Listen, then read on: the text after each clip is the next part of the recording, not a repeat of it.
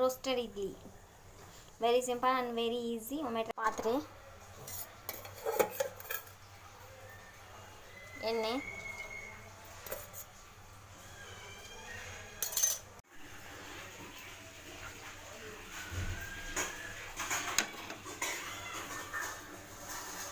ಇಡ್ಲಿ,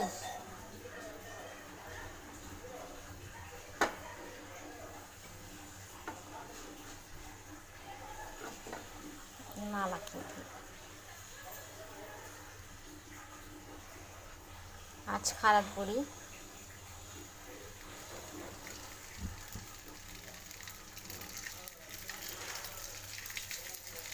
ಚಿಟಿಕೆ ಉಪ್ಪು,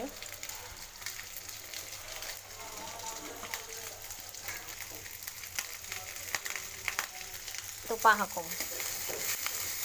roasted idli,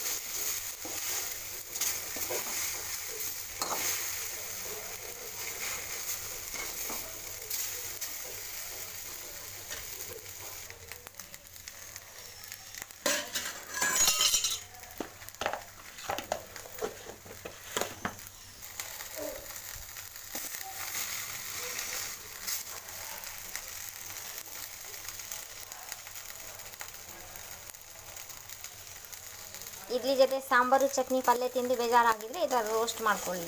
ಇಡ್ಲಿನ roast ಮಾಡಿದರೆ ತುಂಬ ಚೆನ್ನಾಗಿರುತ್ತೆ. ರೋಸ್ಟೆಡ್ ಇಡ್ಲಿ